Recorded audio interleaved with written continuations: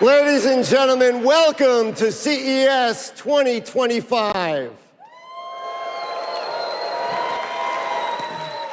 I'm Gary Shapiro, CEO and Vice Chairman of the Consumer Technology Association, the producer of CES, and I am so thrilled to kick off this show with a keynote by one of the most consequential companies in the world. NVIDIA exemplifies the cutting-edge innovation we celebrate at CES. And founder and CEO Jensen Huang is a true visionary, demonstrating the power of ideas, technology, and conviction to drive innovation and reshape our industry and our society. I always like to say that if I'd listened a little bit more closely the last time Jensen spoke at a CTA event, I could have retired already. But over the past 3 decades, he has established NVIDIA as a force driving change across the globe in industries ranging from healthcare to automotive and entertainment. Today, NVIDIA is pioneering breakthroughs in AI and accelerated computing that touch nearly every person and every business.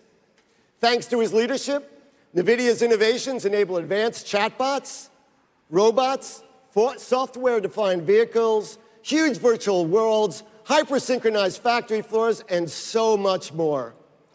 Huang has been named the world's best CEO by Fortune and The Economist, as well as one of Time Magazine's 100 most influential people in the world.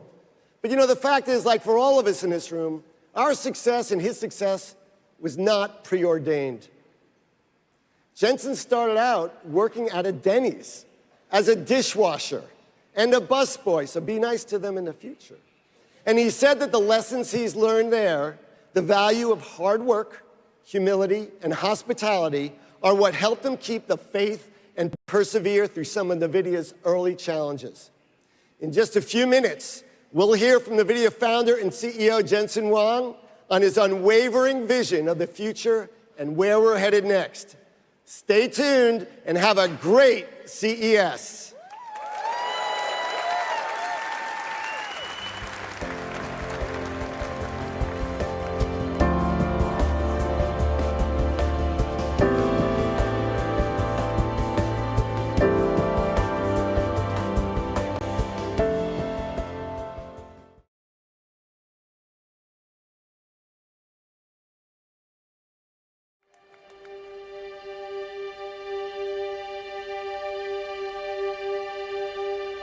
This is how intelligence is made. A new kind of factory. Generator of tokens. The building blocks of AI. Tokens have opened a new frontier, the first step into an extraordinary world, where endless possibilities are born.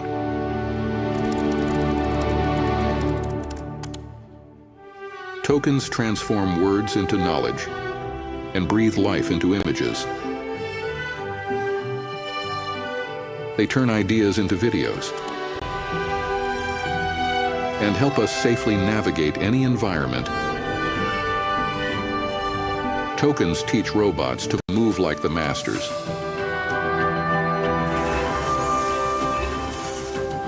Inspire new ways to celebrate our victories. A martini, please. Coming right up. Thank you, Adam. And give us peace of mind when we need it most. Hi, Maroka. Hi, Anna. It's good to see you again. Hi, Emma. We're gonna take your blood sample today, okay? Don't worry. I'm gonna be here the whole time. They bring meaning to numbers to help us better understand the world around us.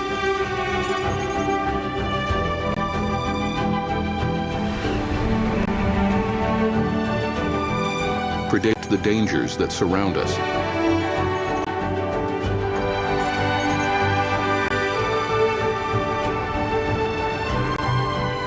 And find cures for the threats within us.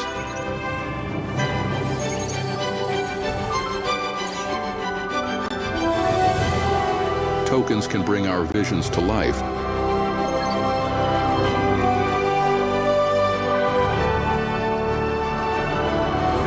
restore what we've lost. Zachary, I got my voice back, buddy. They help us move forward, one small step at a time.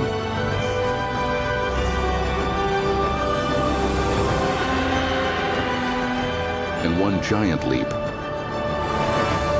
together.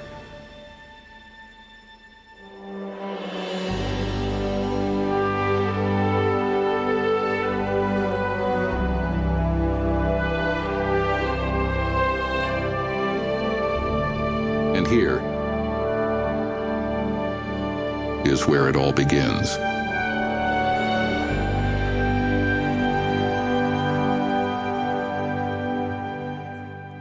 Welcome to the stage, NVIDIA founder and CEO, Jensen Huang.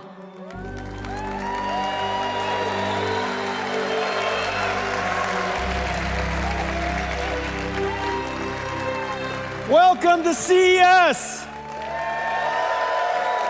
Are you excited to be in Las Vegas? Do you like my jacket? I thought I'd go the other way from Gary Shapiro. I'm in Las Vegas after all. If this doesn't work out, if all of you object, well, just get used to it. I really think you have to let this sink in. In another hour or so, you're going to feel good about it. Well, welcome to NVIDIA. In fact, you're inside NVIDIA's digital twin. And we're going to take you to NVIDIA. Ladies and gentlemen, welcome to NVIDIA. You're inside our digital twin. Everything here is generated by AI. It has been an extraordinary journey, extraordinary year, and it started in 1993. Ready, go!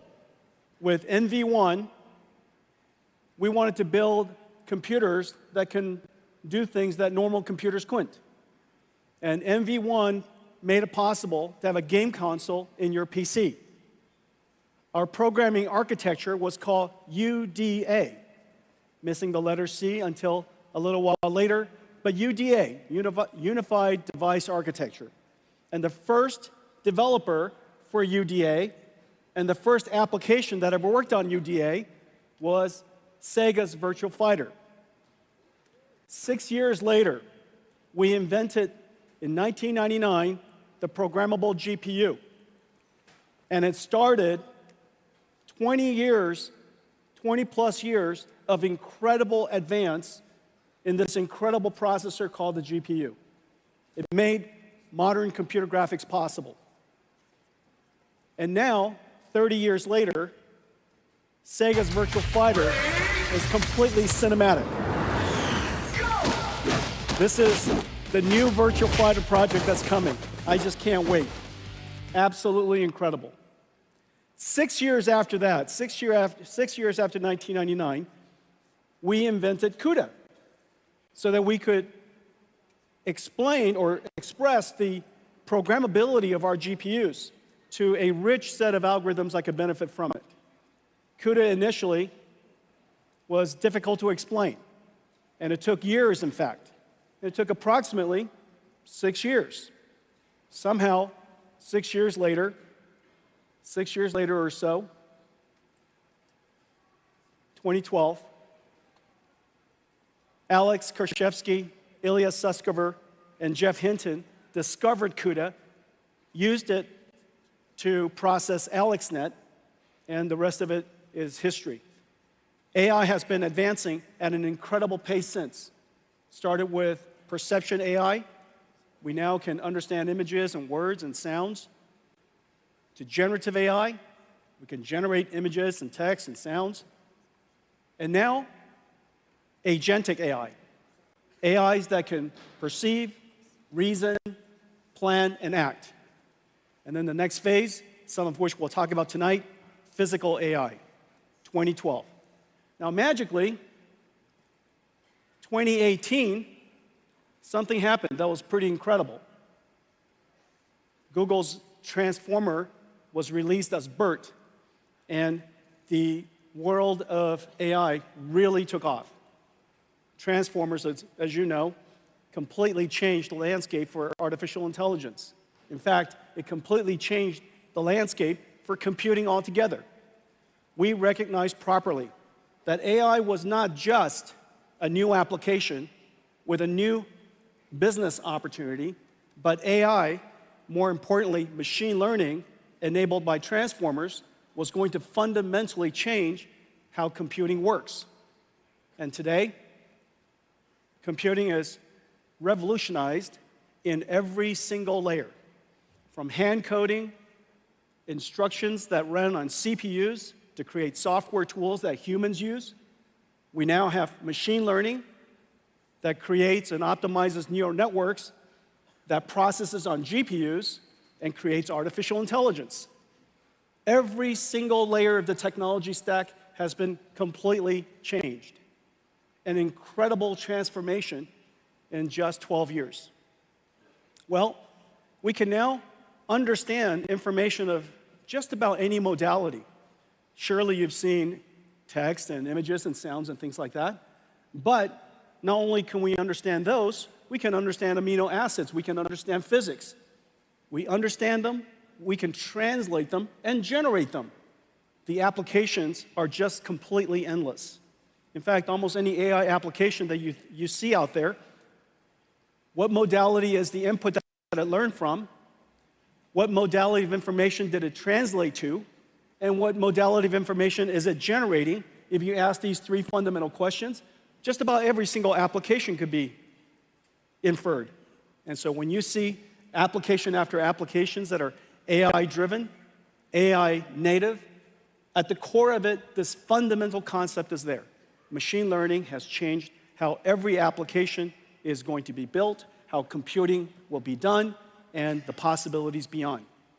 Well, GPUs, GeForce, in a lot of ways, all of this with AI is the house that GeForce built.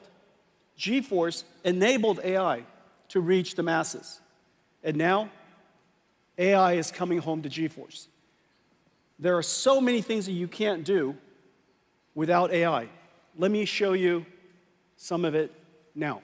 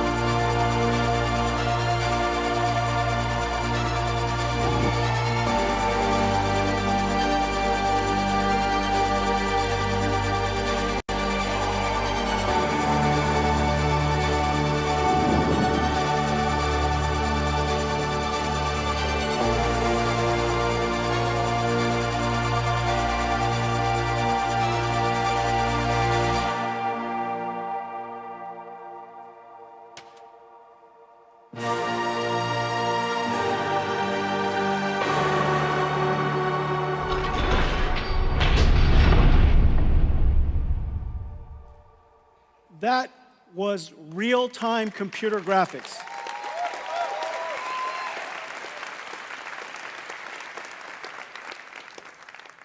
No computer graphics researcher, no computer scientist would have told you that it is possible for us to ray trace every single pixel at this point.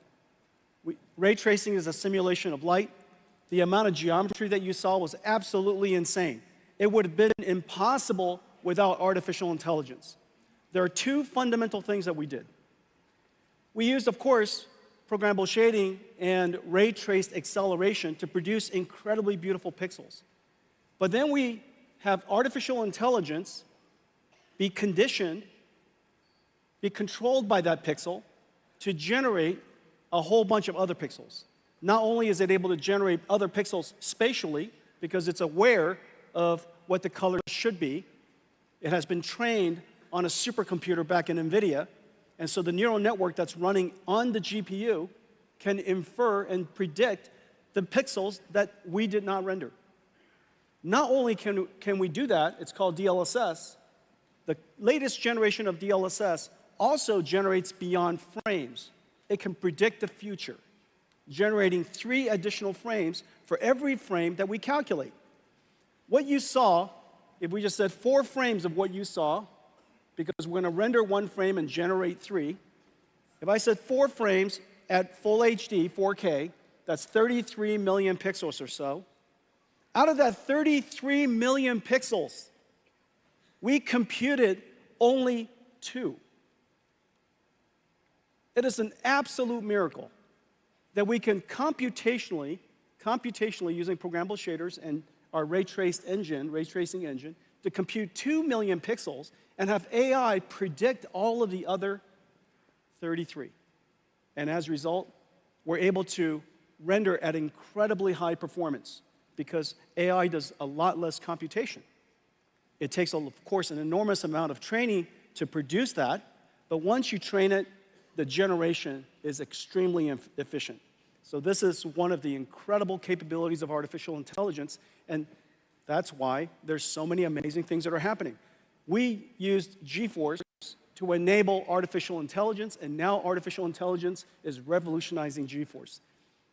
Everyone, today we're announcing our next generation, the RTX Blackwell family. Let's take a look.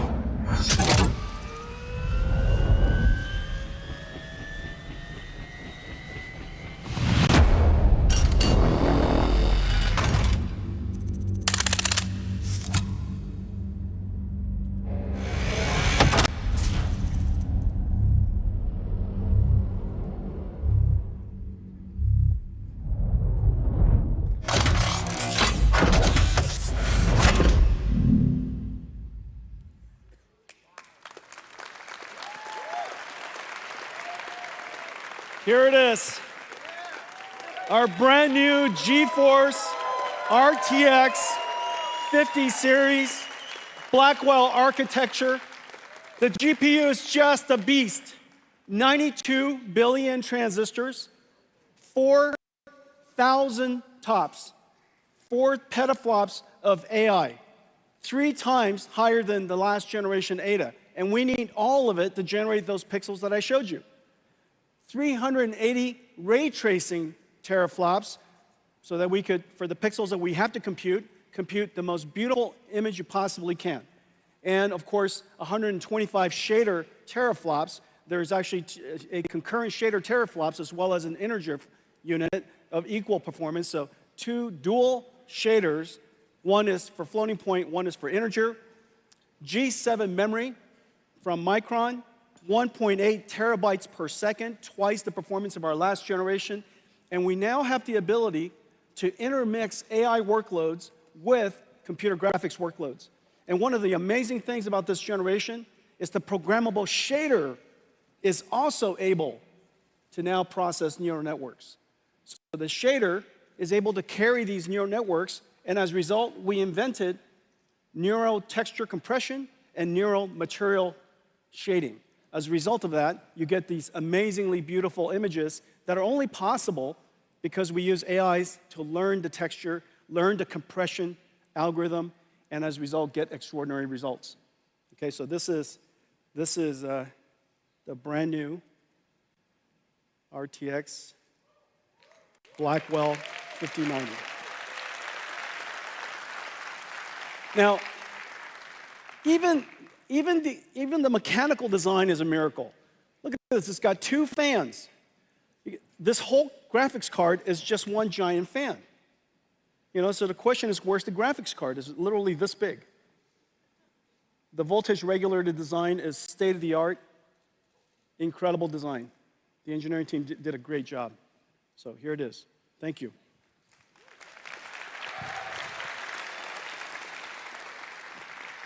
Okay, so those are the speeds and feeds, so how does it compare? Well, this is RTX 4090. I know many of you have one. I know it. Look, it's $1,599. It is one of the best investments you could possibly make. For $1,599, you bring it home to your $10,000 PC entertainment command center. Isn't that right? Don't tell me that's not true. Don't be ashamed. It's liquid cooled, fancy lights all over it. You lock it when you leave. It's the modern home theater. It makes perfect sense. And now for $1,599, you get to upgrade that and turbocharge the living daylights out of it. Well, now with the Blackwell family, RTX 5070, 4090 performance at $549.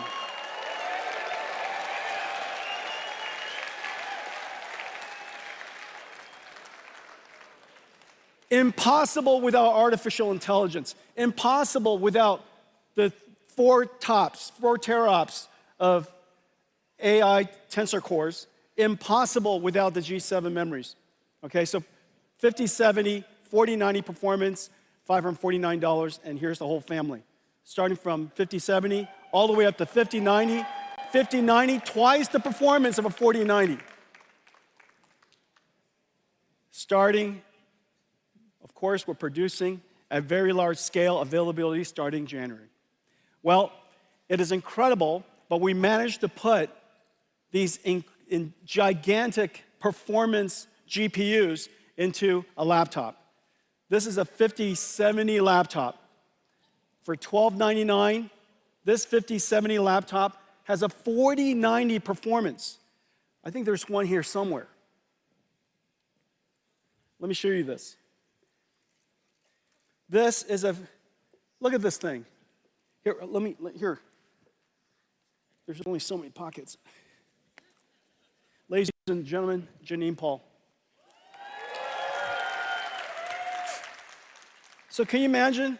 You get this incredible graphics card here, Blackwell. We're going to shrink it and put it in there. Does that make any sense?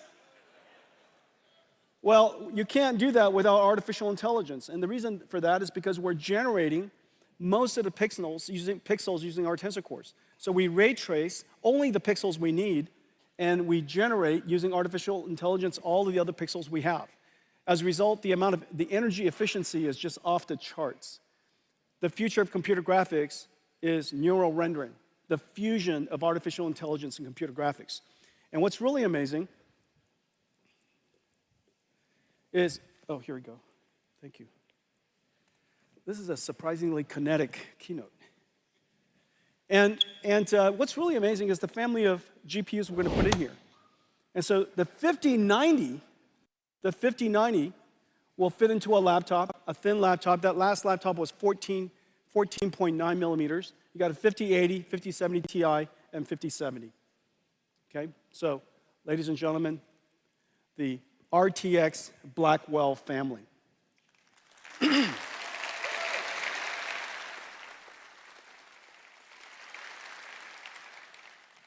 Well, GeForce brought AI to the world, democratized AI. Now AI has come back and revolutionized GeForce. Let's talk about artificial intelligence. Let's go to somewhere else at NVIDIA.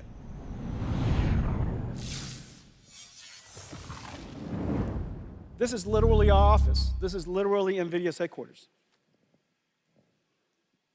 Okay, so let's talk about AI. The industry is chasing and racing to scale artificial intelligence.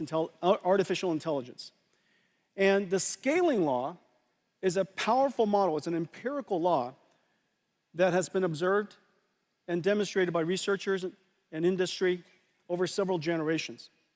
And the scaling law says that the more data you have, the training data that you have, the larger model that you have, and the more compute that you apply to it, therefore, the more effective or the more capable your model will become. And so the scaling law continues. What's really amazing is that now we're moving towards, of course, and the internet is producing about twice the amount of data every single year as it did last year. I think in the next couple of years, humanity will produce more data than all of humanity has ever produced since the beginning. And so we're still producing a gigantic amount of data, and it's becoming multimodal. Video and images and sound, all of that data could be used to train the fundamental knowledge, the foundational knowledge of an AI. But there are, in fact, two other scaling laws that has now emerged. And it's somewhat intuitive. The second scaling law is post-training scaling law. Post-training scaling law uses techniques like reinforcement learning, human feedback. Basically, the AI produces and generates answers based on a human query. The human then, of course, gives a feedback. It's much more complicated than that, but that reinforcement learning system with a fair number of very high-quality prompts causes the AI to refine its skills. It could fine-tune its skills for particular domains. It could be better at solving math problems, better at reasoning, so on and so forth. And so it's essentially like having a mentor or having a coach give you feedback after you're done going to school. And so you get tests, you get feedback, you improve yourself. We also have reinforcement learning AI feedback, and we have synthetic data generation. These techniques are rather akin to, if you will, self-practice. You know the answer to a particular problem, and you continue to try it until you get it right. And so an AI could be presented with a very complicated and a difficult problem that is verifiable functionally, and it has an answer that we understand, maybe proving a theorem, maybe solving a geometry problem. And so these problems would cause the AI to produce answers, and using reinforcement learning, it would learn how to improve itself. That's called post-training. Post-training requires an enormous amount of computation, but the end result produces incredible models. We now have a third scaling law, and this third scaling law has to do with what's called test time scaling. Test time scaling is basically when you're being used. When you're using the AI has the ability to now apply a different resource allocation. Instead of improving its parameters, now it's focused on deciding how much computation to use to produce the answers it wants to produce.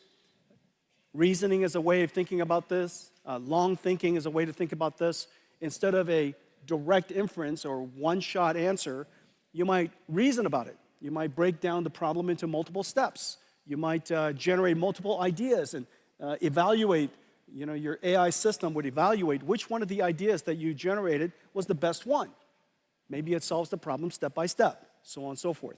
And so now test time scaling has proven to be incredibly effective.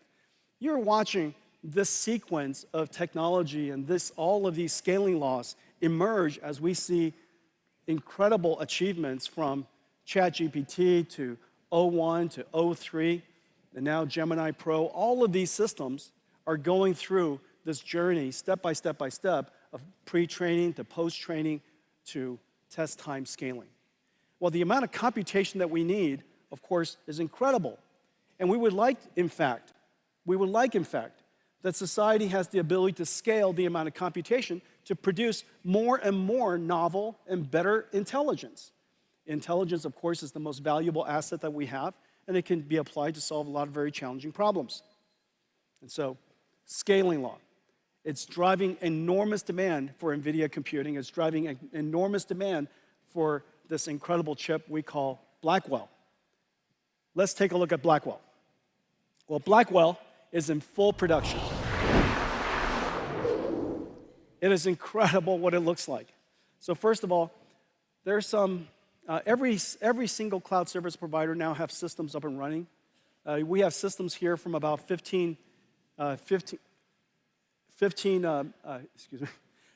computer makers. It's being made about 200 different SKUs, 200 different configurations. They're liquid-cooled, air-cooled, x86, NVIDIA Grace CPU versions, NVLink 36 by 2, NVLink 72 by 1, whole bunch of different types of systems so that we can accommodate just about every single data center in the world. Well, these systems are being currently manufactured in some 45 factories. It tells you how pervasive artificial intelligence is and how much the industry is jumping onto artificial intelligence in this new computing model. Well, the reason why we're driving it so hard is because we need a lot more computation. And it's very clear that Janine?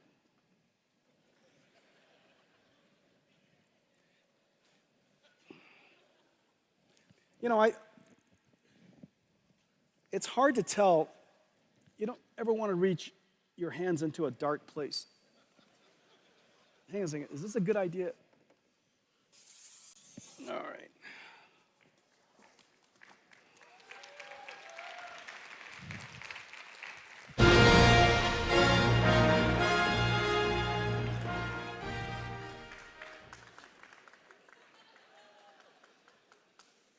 Wait for it. Wait for it. I thought I was worthy.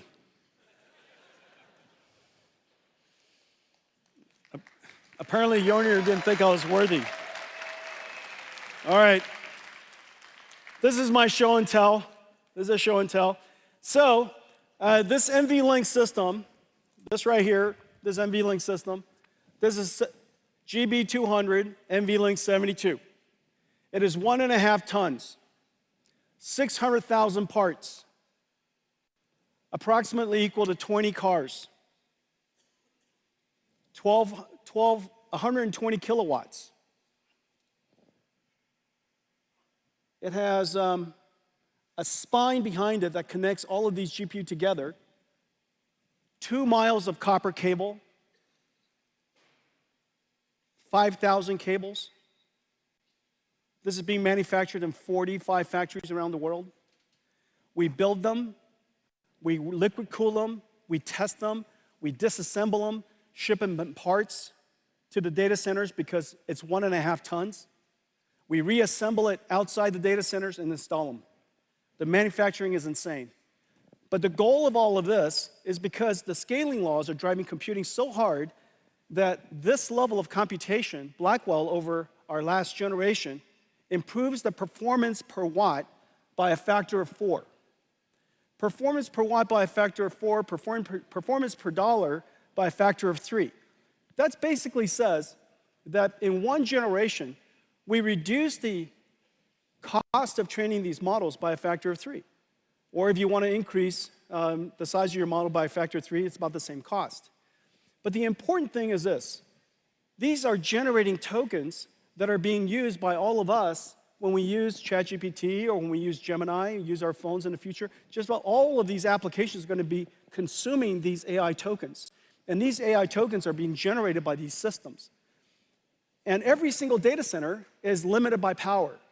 And so if the perf per watt of Blackwell is 4 times our last generation, then the revenue that could be generated, the amount of business that can be generated in the data center is increased by a factor of 4. And so these AI factory systems really are factories today. Now the goal of all of this is so that we can create one giant chip. The amount of computation we need is really quite incredible. And this is basically one giant chip. If we would have had to build a chip, here we go. Sorry, guys. You see that? That's cool. Look at that, disco lights in here. All right. If we had to build this as one chip, obviously this would be the size of the wafer, but this doesn't include the impact of yield. It would have to be probably 3 or 4 times this size. But what we basically have here is 72 Blackwell GPUs or 144 dies. This one chip here is 1.4 exaflops. The world's largest supercomputer, fastest supercomputer, only recently, this entire room's supercomputer only recently achieved an exaflop plus. This is 1.4 exaflops of AI floating point performance. It has 14 terabytes of memory, but here's the amazing thing. The memory bandwidth is 1.2 petabytes per second. That's basically the entire internet traffic that's happening right now. The entire world's internet traffic is being processed across these chips, okay? And we have 130 trillion transistors in total, 2,592 CPU cores, whole bunch of networking. And so these, I wish I could do this. I don't think I will. So these are the Blackwells. These are our ConnectX networking chips. These are the NVLink, and we're trying to pretend about the NVLink spine, but that's not possible, okay? And these are all of the HBM memories, 14 terabytes of HBM memory. This is what we're trying to do, and this is the miracle of the Blackwell system. The Blackwell dies right here. It is the largest single chip the world's ever made. But yet, the miracle is really, in addition to that, this is the Grace Blackwell system. Well, the goal of all of this, of course, is so that we can, thank you, thanks. Boy, is there a chair I could sit down for a second?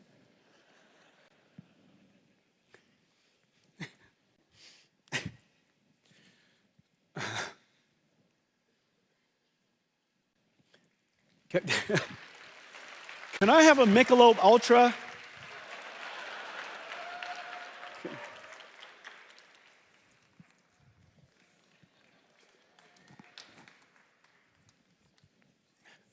How is it possible that we're in the Michelob Ultra Stadium?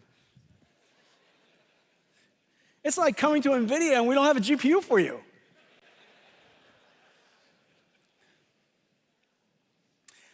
So we need an enormous amount of computation because we want to train larger and larger models, and these inferences used to be one inference, but in the future, the AI is going to be talking to itself. It's going to be thinking. It's going to be internally reflecting, processing. So today, when the tokens are being generated at you, so long as it's coming out at 20 or 30 tokens per second, it's basically as fast as anybody can read. However, in the future, and right now with GPT-01, you know, with the new Gemini Pro and the new the 01, 03 models, they're talking to themselves, reflecting, they're thinking. And so, as you can imagine, the rate at which the tokens could be ingested is incredibly high. And so we need the token rates, the token generation rates, to go way up. And we also have to drive the cost way down simultaneously so that the quality of service can be extraordinary, the cost to customers can continue to be low, and AI will continue to scale. And so that's the fundamental purpose, the reason why we created NVLink. Well, one of the most important things that's happening in the world of enterprise is agentic AI. Agentic AI basically is a perfect example of test time scaling. AI is a system of models. Some of it is understanding, interacting with the customer, interacting with the user. Some of it's maybe retrieving information from storage, a semantic AI system like a RAG. Maybe it's going on to the internet.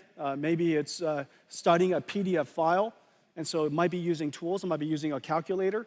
And it might be using a generative AI to generate charts and such.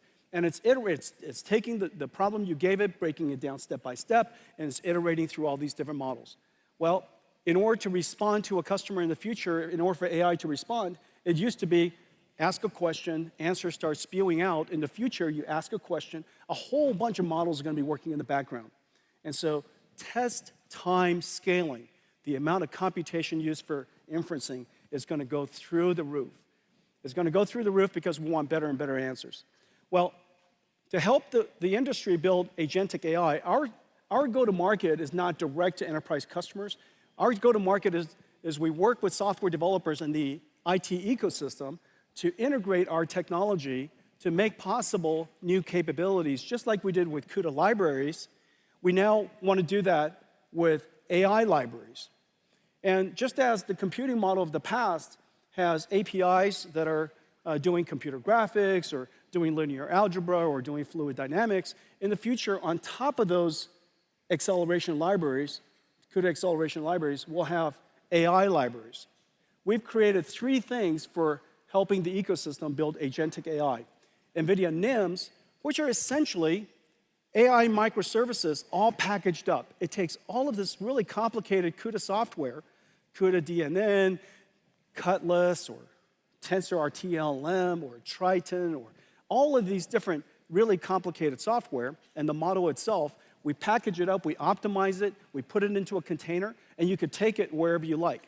And so we have models for vision, for understanding languages, for speech, for animation, for digital biology, and we have some new exciting models coming for physical AI.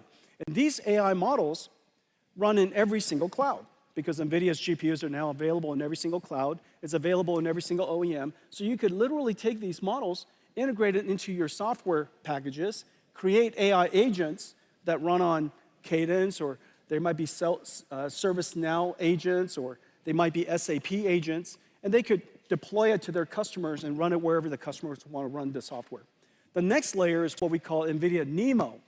NeMo is essentially a digital employee onboarding and training evaluation system.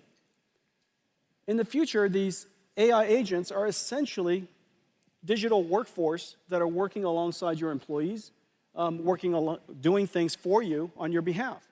And so the way that you would bring these specialized agents these special agents into your company is to onboard them, just like you onboard an employee. And so we have different libraries that helps these AI agents be trained for the type of language in your company. Maybe the vocabulary is unique to your company, the business process is different, the way you work is different. So you would give them examples of what the work product should look like, and they would try to generate it, and you would give a feedback, and then you would evaluate them, so on and so forth. And so that, and you would guardrail them. You say, these are the things that you're not allowed to do. These are the things you're not allowed to say. And we even give them access to certain information. Okay, so that entire pipeline, digital employee pipeline, is called NeMo.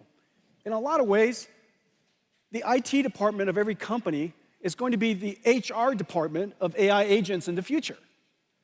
Today, they manage and maintain a bunch of software from the IT industry. In the future, they'll maintain, nurture, onboard, and improve a whole bunch of digital agents and provision them to the companies to use.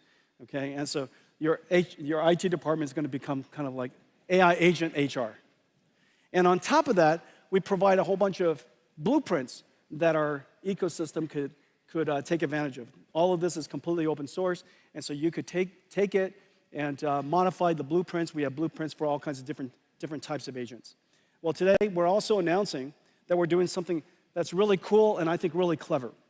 We're announcing a whole family of models that are based off of Llama, the NVIDIA Llama Nemotron language foundation models. Llama 3.1 is a complete phenomenon. The download of Llama 3.1 from Meta, 650,000 times, something like that. It has been derived and turned into other models, about 60,000 other different models. It is singularly the reason why just about every single enterprise and every single industry has been activated to start working on AI. Well, the thing that we did was we realized that the Llama models really could be better fine-tuned for enterprise use. And so we fine-tune them using our expertise and our capabilities, and we turn them into the Llama Nemotron suite of open models. There are small ones that interact in very, very fast response time, extremely small. They're what we call super Llama Nemotron Supers. They're basically your mainstream versions of your models. Or your Ultra model. The Ultra model could be used to be a teacher model for a whole bunch of other models.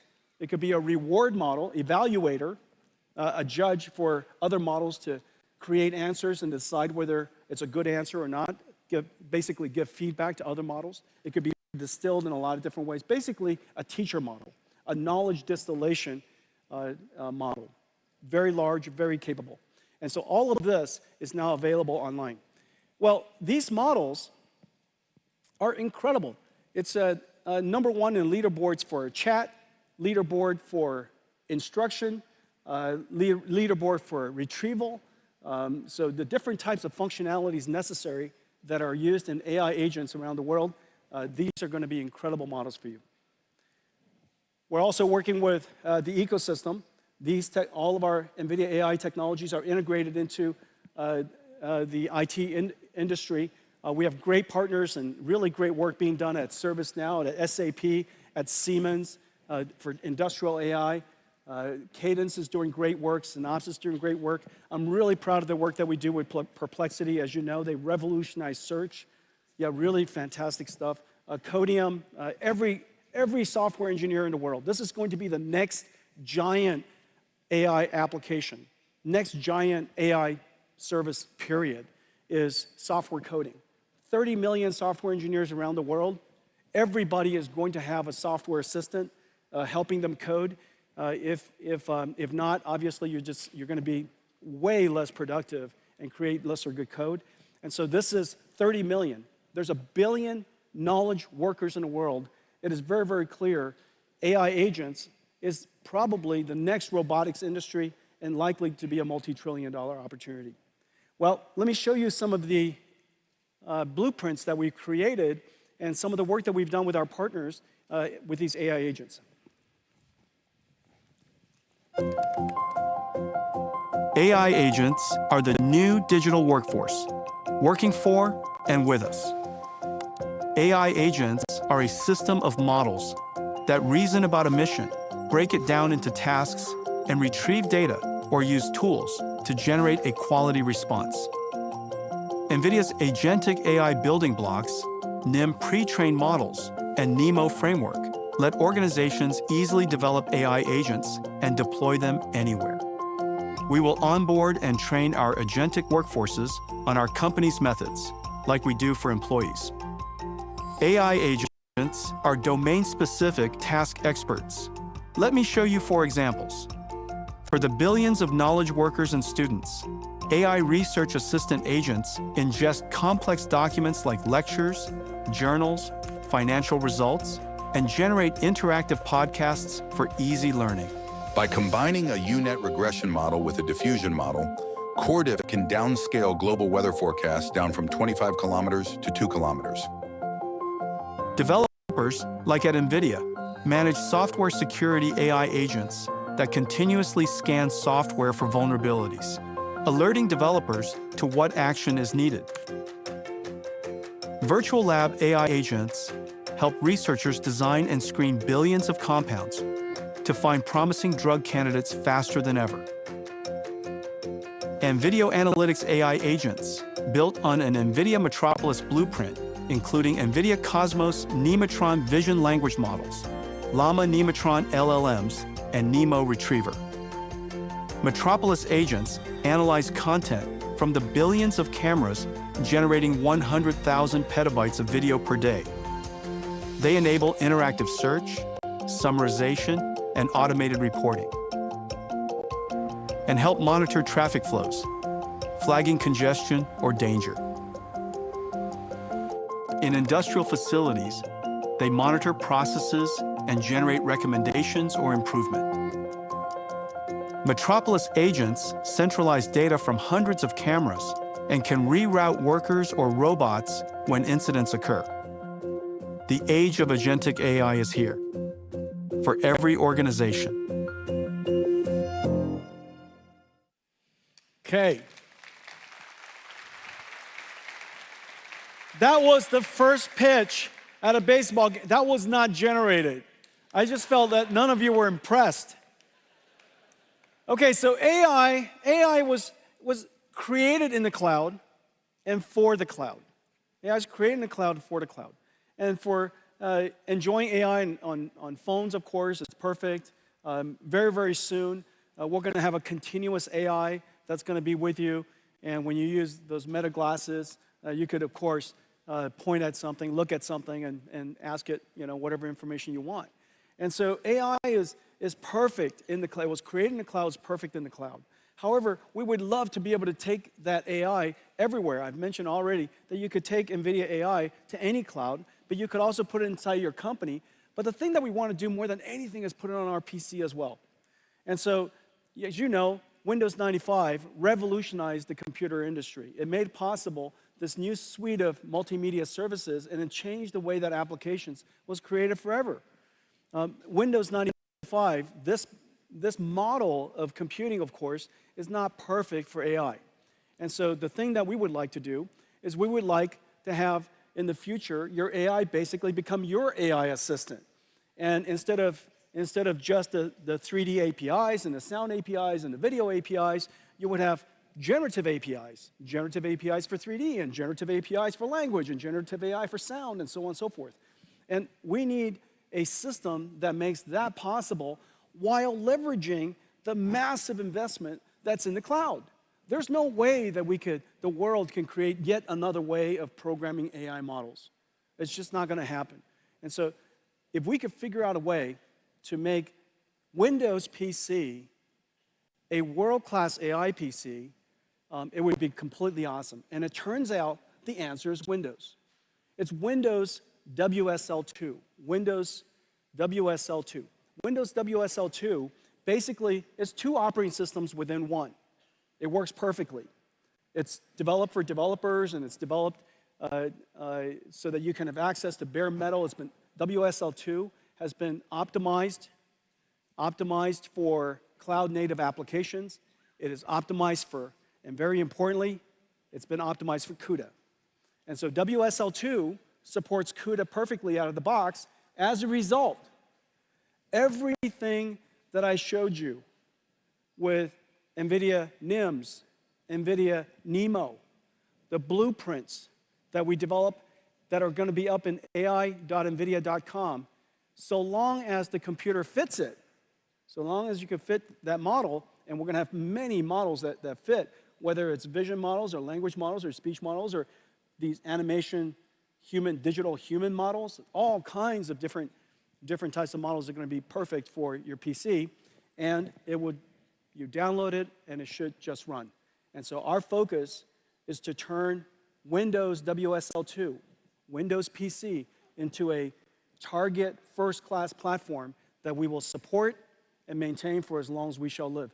And so this is an incredible thing for engineers and developers everywhere. Let me show you something that we can do with that. This is one of the examples of a blueprint we just made for you. Generative AI synthesizes amazing images from simple text prompts. Yet image composition can be challenging to control using only words. With NVIDIA NIM microservices, creators can use simple 3D objects to guide AI image generation. Let's see how a concept artist can use this technology to develop the look of a scene. They start by laying out 3D assets, created by hand or generated with AI. Then use an image generation NIM, such as Flux, to create a visual that adheres to the 3D scene. Add or move objects to refine the composition. Change camera angles to frame the perfect shot.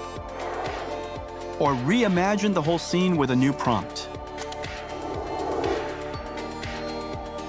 Assisted by generative AI and NVIDIA NIM, an artist can quickly realize their vision.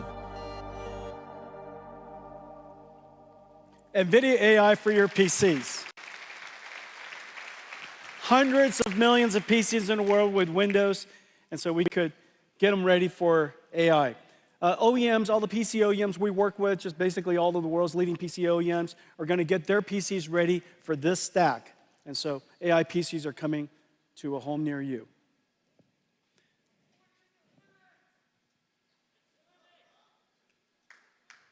Linux is good.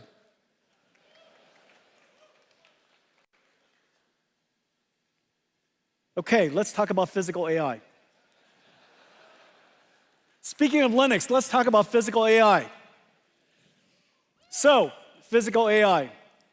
Imagine, whereas your large language model, you give it your context, your prompt on the left, and it generates tokens one at a time to produce the output. That's basically how it works. The amazing thing is this model in the middle is quite large, has billions of parameters. The context length is incredibly large because you might decide to load in a PDF. In my case, I might load in several PDFs before I ask it a question. Those PDFs are turned into tokens. The basic attention characteristic of a transformer has every single token find its relationship and relevance against every other token. So you could have hundreds of thousands of tokens, and the computational load increases quadratically, and it does this, all of the parameters, all of the input sequence, process it through every single layer of the transformer, and it produces one token. That's the reason why we needed Blackwell. And then the next token is produced when the current token is done. It puts the current token into the input sequence and takes that whole thing and generates the next token. It does it one at a time. This is the transformer model. It's the reason why it is so incredibly effective, computationally demanding. What if instead of PDFs, it's your surrounding? And what if instead of the prompt, a question, it's a request? Go over there and pick up that, that box and bring it back. And instead of what is produced in tokens as text, it produces action tokens. Well, that I just described is a very sensible thing for the future of robotics. And the technology is right around the corner. But what we need to do is we need to create the effectively the world model of, as opposed to GPT, which is a language model. And this world model has to understand the language of the world. It has to understand physical dynamics, things like gravity and friction and inertia. It has to understand geometric and spatial relationships. It has to understand cause and effect. If you drop something, it falls to the ground. If you poke at it, it tips over. It has to understand object permanence. If you roll a ball over the kitchen counter, when it goes off the other side, the ball didn't leave into another quantum universe. That's still there. And so all of these types of understanding is intuitive understanding that we know that most models today have a very hard time with. And so we would like to create we need a world foundation model. Today we're announcing a very big thing. We're announcing NVIDIA Cosmos, a world foundation model that is designed, that was created to understand the physical world. And the only way for you to really understand this is to see it. Let's play it.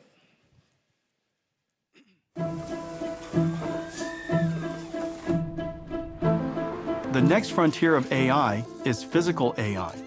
Model performance is directly related to data availability, but physical world data is costly to capture, curate, and label. NVIDIA Cosmos is a world foundation model development platform to advance physical AI. It includes auto-regressive world foundation models, diffusion-based world foundation models, advanced tokenizers, and an NVIDIA CUDA, an AI-accelerated data pipeline. Cosmos models ingest text, image, or video prompts and generate virtual world states as videos. Cosmos generations prioritize the unique requirements of AV and robotics use cases, like real-world environments, lighting, and object permanence. Developers use NVIDIA Omniverse to build physics-based, geospatially accurate scenarios, then output Omniverse renders into Cosmos, which generates photoreal, physically based synthetic data.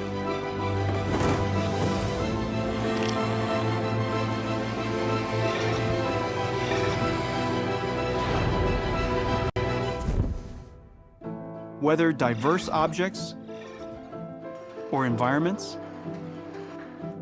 conditions like weather or time of day, or edge case scenarios. Developers use Cosmos to generate worlds for reinforcement learning AI feedback to improve policy models, or to test and validate model performance, even across multi-sensor views. Cosmos can generate tokens in real time, bringing the power of foresight and multiverse simulation to AI models, generating every possible future to help the model select the right path. Working with the world's developer ecosystem, NVIDIA is helping advance the next wave of physical AI.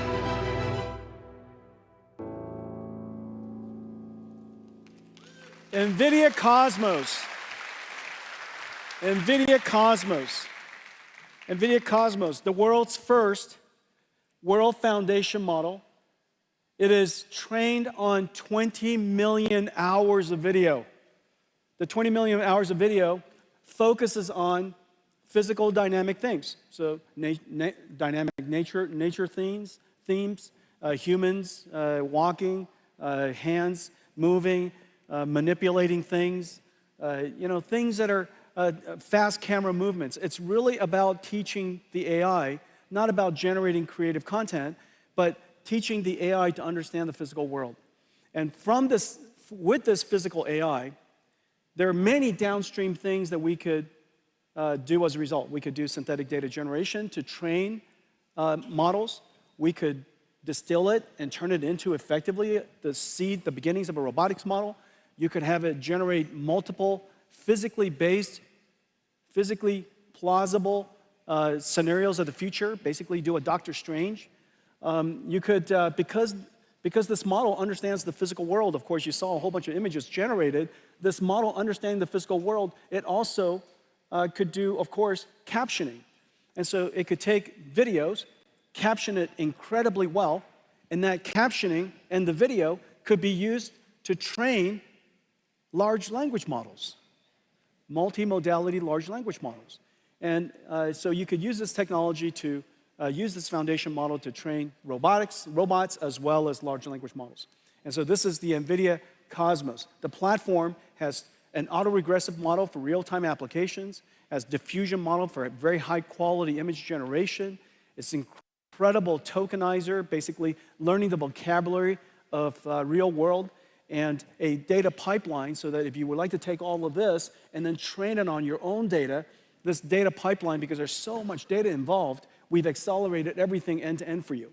And so this is the world's first data processing pipeline that's CUDA accelerated as well as AI accelerated. All of this is part of the Cosmos platform. And today we're announcing that Cosmos is open licensed. It's open and available on GitHub.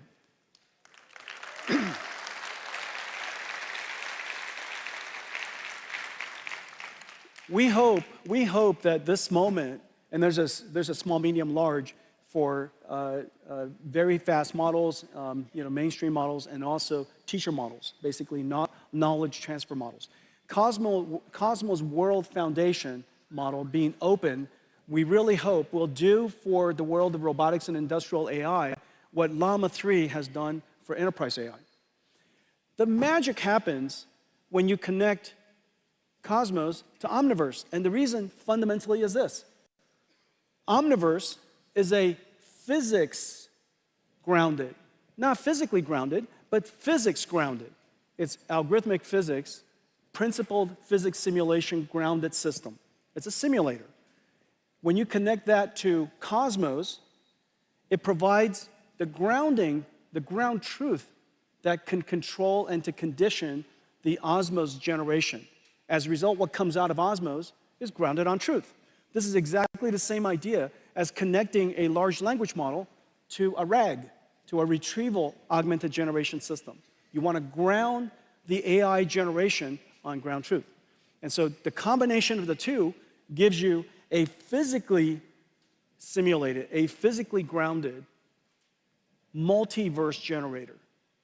And the application, the use cases are really quite exciting. And of course, for robotics, for industrial applications, it is very, very clear. This Cosmos plus Omniverse plus Cosmos represents the third computer that's necessary for building robotic systems. Every robotics company will ultimately have to build 3 computers. The robotic system could be a factory, the robotic system could be a car, it could be a robot. You need 3 fundamental computers. One computer, of course, to train the AI. We call it the DGX computer, to train the AI. Another, of course, when you're done, to deploy the AI. We call that AGX. That's inside the car, in the robot, or in an AMR, or at in a stadium, or whatever it is. These computers are at the edge, and they're autonomous. But to connect the two, you need a digital twin. And this is all the simulations that you were seeing. The digital twin is where the AI that has been trained goes to practice, to be refined, to do its synthetic data generation, reinforcement learning, AI feedback, such and such. And so it's the digital twin of the AI. These 3 computers are going to be working interactively. NVIDIA's strategy for the industrial world, and we've been talking about this for some time, is this 3-computer system. Instead of a 3-body problem, we have a 3-computer solution. And so it's the NVIDIA of robotics.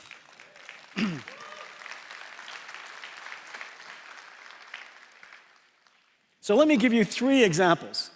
All right, so the first example is how we apply all of this to industrial digitalization. There are millions of factories, hundreds of thousands of warehouses. That's basically it's the backbone of a $50 trillion manufacturing industry. All of that has to become software defined. All of it has to have automation in the future. And all of it will be infused with robotics. Well, we're partnering with Kion, the world's leading warehouse automation solutions provider, and Accenture, the world's largest professional services provider, and they have a big focus in digital manufacturing. And we're working together to create something that's really special. And I'll show you that in a second. But our go-to-market is essentially the same as all of the other software platforms and all the technology platforms that we have. Through the developers and ecosystem partners, and we have just a growing number of ecosystem partners connecting to Omniverse. And the reason for that is very clear. Everybody wants to digitalize the future of industries. There's so much waste, so much opportunity for automation in that $50 trillion of the world's GDP. So let's take a look at that. This one example that we're doing with Kion and Accenture. Kion, the supply chain solution company, Accenture, a global leader in professional services, and NVIDIA are bringing physical AI to the $1 trillion warehouse and distribution center market. Managing high-performance warehouse logistics involves navigating a complex web of decisions influenced by constantly shifting variables. These include daily and seasonal demand changes, space constraints, workforce availability, and the integration of diverse robotic and automated systems. And predicting operational KPIs of a physical warehouse is nearly impossible today. To tackle these challenges, Kion is adopting Mega, an NVIDIA Omniverse blueprint for building industrial digital twins to test and optimize robotic fleets. First, Kion's warehouse management solution assigns tasks to the industrial AI brains in the digital twin, such as moving a load from a buffer location to a shuttle storage solution. The robot's brains are in a simulation of a physical warehouse, digitalized into Omniverse using OpenUSD connectors to aggregate CAD, video and image to 3D, LiDAR to point cloud, and AI-generated data. The fleet of robots execute tasks by perceiving and reasoning about their Omniverse digital twin environment, planning their next motion and acting. The robot brains can see the resulting state through sensor simulations and decide their next action. The loop continues while Mega precisely tracks the state of everything in the digital twin. Now, Kion can simulate infinite scenarios at scale while measuring operational KPIs, such as throughput, efficiency, and utilization, all before deploying changes to the physical warehouse.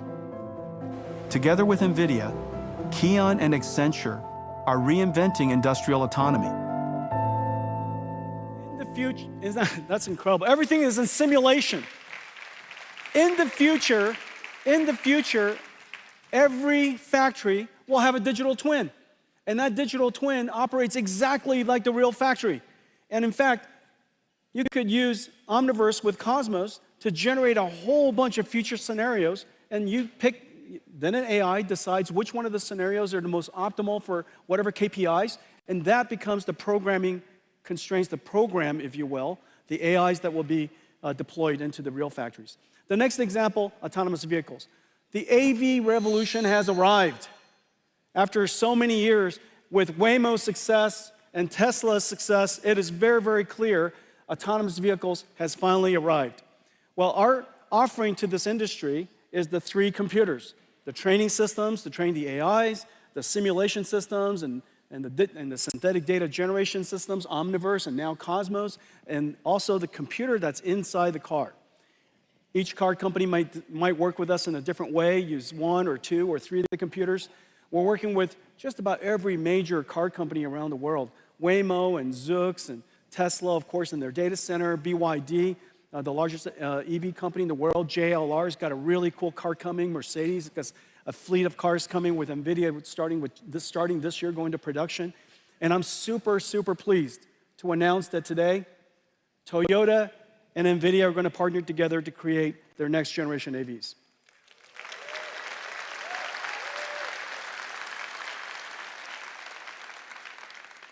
Just so many cool companies, Lucid and Rivian and Xiaomi and of course Volvo, just so many different companies. Wabi is building self-driving trucks. Aurora, we announced this week also that Aurora is going to use NVIDIA to build self-driving trucks. Autonomous, 100 million cars built each year, a billion vehicles on the road all over the world, 1 trillion miles that are driven around the world each year. That's all going to be either highly autonomous or, fully autonomous coming up. And so this is going to be a very large industry. I predict that this will likely be the first multi-trillion-dollar robotics industry. This business for us, notice in just a few of these cars that are starting to ramp into the world, our business is already $4 billion, and this year probably on a run rate of about $5 billion. So really significant business already. This is going to be very large. Well, today we're announcing that our next generation processor for the car, our next generation computer for the car, is called Thor. I have one right here. Hang on a second. Okay, this is Thor. This is Thor. This is a robotics computer. This is a robotics computer. It takes sensors and just a madness amount of sensor information, process it, umpteen cameras, high resolution, radars, lidars, they're all coming into this chip. And this chip has to process all that sensor, turn them into tokens, put them into a transformer, and predict the next path. And this AV computer is now in full production. Thor is 20 times the processing capability of our last generation Orin, which is really the standard of autonomous vehicles today. And so this is just really quite incredible. Thor is in full production. This robotics processor, by the way, also goes into a full robot. And so it could be an AMR, it could be a humanoid robot, it could be the brain, it could be the manipulator. This processor basically is a universal robotics computer. The second part of our drive system that I'm incredibly proud of is the dedication to safety. Drive OS, I'm pleased to announce, is now the first software-defined programmable AI computer that has been certified up to ASIL D, which is the highest standard of functional safety for automobiles. The only and the highest. And so I'm really, really proud of this. ASIL D, ISO 26262. It is the work of some 15,000 engineering years. This is just extraordinary work. And as a result of that, CUDA is now a functional, safe computer. And so if you're building a robot, NVIDIA CUDA, yep.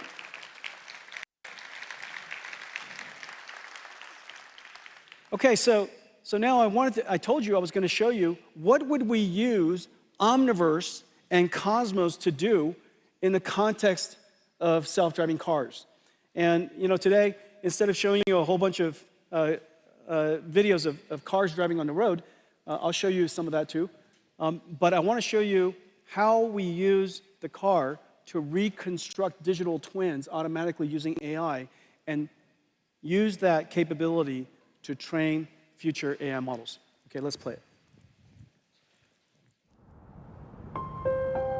The autonomous vehicle revolution is here. Building autonomous vehicles, like all robots, requires 3 computers: NVIDIA DGX to train AI models, Omniverse to test drive and generate synthetic data, and Drive AGX, a supercomputer in the car. Building safe autonomous vehicles means addressing edge scenarios, but real-world data is limited, so synthetic data is essential for training. The Autonomous Vehicle Data Factory, powered by NVIDIA Omniverse, AI models, and Cosmos, generates synthetic driving scenarios that enhance training data by orders of magnitude. First, OmniMap fuses map and geospatial data to construct drivable 3D environments. Driving scenario variations can be generated from replayed drive logs or AI traffic generators. Next, a neural reconstruction engine uses autonomous vehicle sensor logs to create high-fidelity 4D simulation environments. It replays previous drives in 3D and generates scenario variations to amplify training data. Finally, Edify 3DS automatically searches through existing asset libraries or generates new assets to create sim-ready scenes. The Omniverse scenarios are used to condition Cosmos to generate massive amounts of photorealistic data, reducing the sim-to-real gap. And with text prompts, generate near infinite variations of the driving scenario. With Cosmos Nemotron Video Search, the massively scaled synthetic dataset, combined with recorded drives, can be curated to train models. NVIDIA's AI Data Factory scales hundreds of drives into billions of effective miles, setting the standard for safe and advanced autonomous driving. Isn't that incredible? We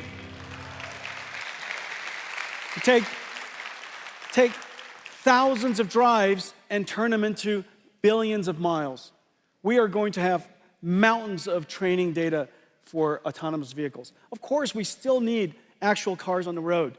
Of course, we will continuously collect data for as long as we shall live. However, synthetic data generation using this multiverse, physically based, physically grounded capability so that we generate data for training AIs that are physically grounded and accurate or plausible so that we could have an enormous amount of data to train with.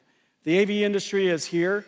This is an incredibly exciting time, super excited about the next several years. I think you're going to see, just as computer graphics was revolutionized such incredible pace, you're going to see the pace of AV development increasing tremendously over the next several years.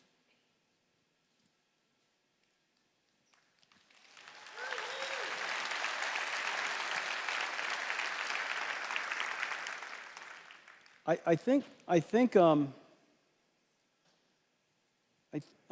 the next part is robotics. So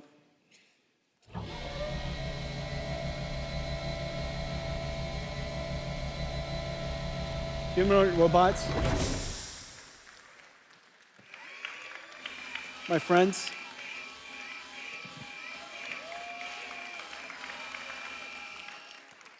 The ChatGPT moment for general robotics is just around the corner.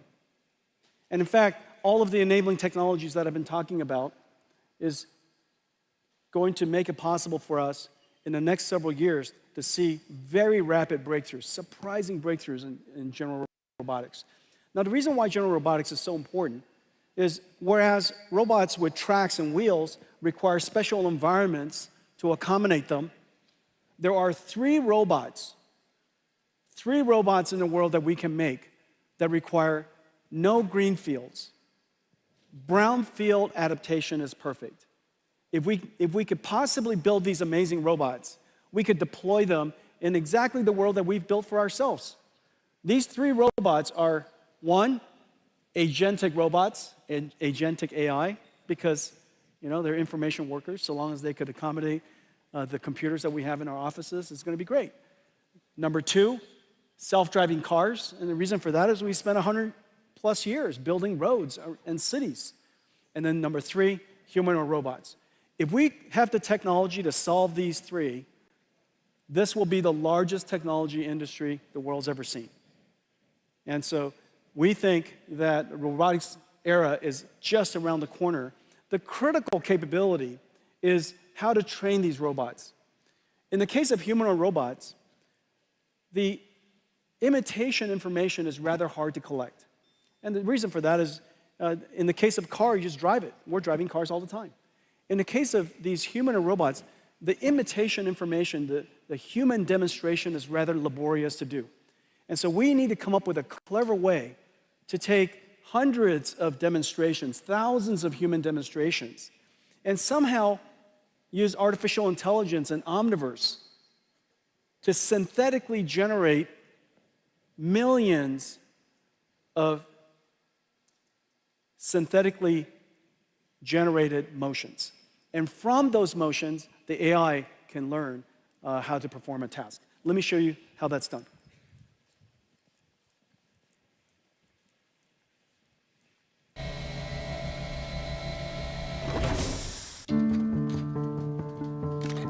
Developers around the world are building the next wave of physical, AI-embodied robots, humanoids.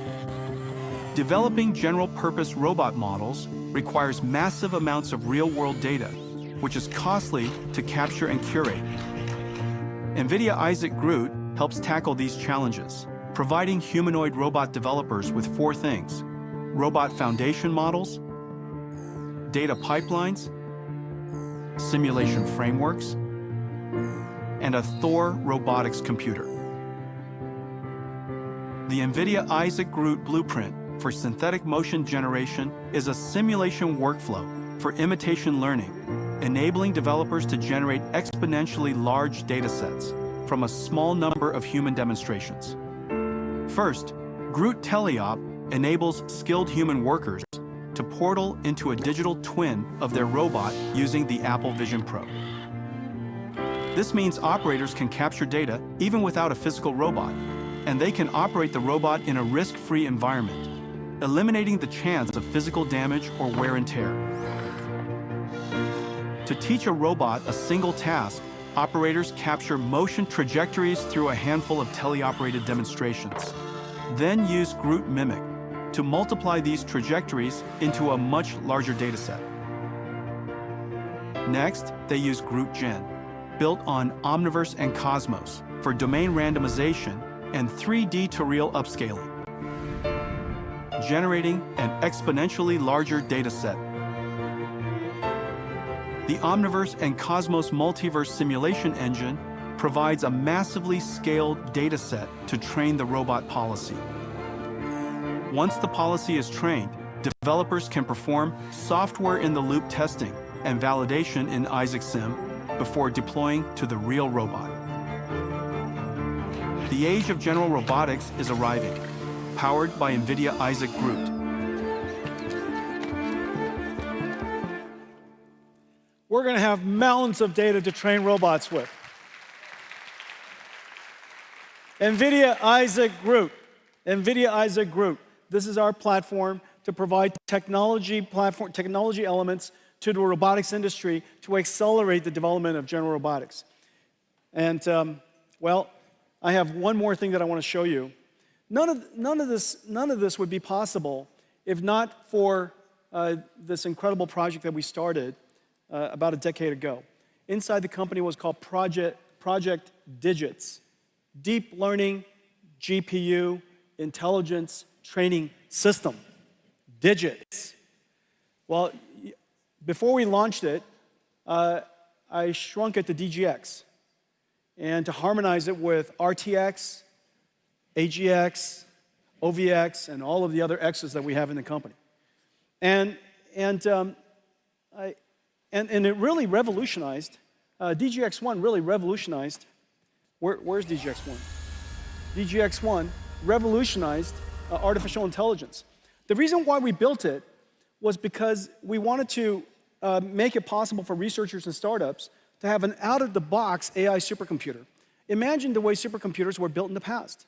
You really have to build your own facility, and you have to go build your own infrastructure and really engineer it into existence. And so we created a supercomputer for AI development for researchers and startups that comes literally one out of the box. I delivered the first one to a startup company in 2016 called OpenAI, and Elon was there, and Ilya Sutskever was there, and many of NVIDIA engineers were there, and we celebrated the arrival of DGX1, and obviously it revolutionized artificial intelligence and computing. But now artificial intelligence is everywhere. It's not just in researchers and startup labs. You know, we want artificial intelligence, as I mentioned in the beginning of our talk. This is now the new way of doing computing. This is the new way of doing software. Every software engineer, every creative artist, everybody who uses computers today as a tool will need an AI supercomputer. And so I just wish that DGX1 was smaller. And, you know, you know, imagine, ladies and gentlemen,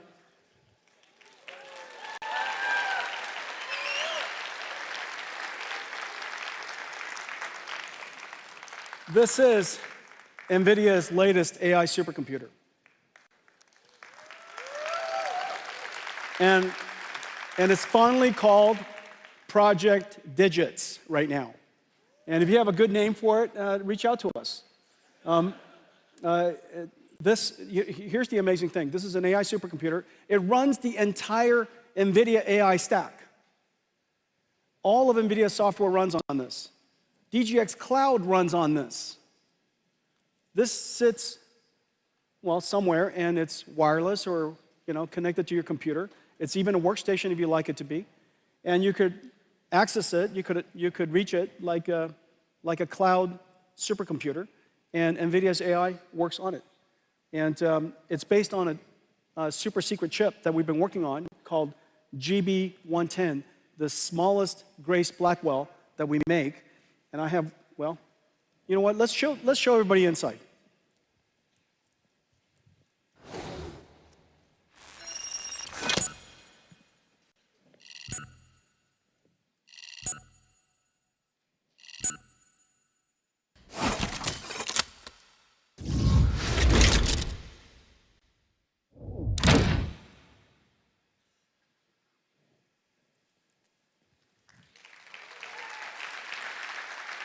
It's just so cute. And this is the chip that's inside. It is in production. This top secret chip we did in collaboration. The CPU, the Gray CPU, is built for NVIDIA in collaboration with MediaTek. They're the world's leading SoC company, and they worked with us to build this CPU SoC, and connect it with chip-to-chip NVLink to the Blackwell GPU. And this little thing here is in full production. We're expecting this computer to be available around May timeframe. And so it's coming at you. It's just incredible what we could do. And it's just, I think I was trying to figure out, do I need more hands or more pockets? All right, so imagine this is what it looks like. You know, who doesn't want one of those? And if you use PC, Mac, you know, anything, because you know, it's a cloud platform. It's a cloud computing platform that sits on your desk. You could also use it as a Linux workstation if you like. If you would like to have double digits, This is what it looks like. You know? And you connect it together with ConnectX, and it has nickel, GPU Direct, all of that out of the box. It's like a supercomputer. Our entire supercomputing stack is available. And so, NVIDIA Project Digits.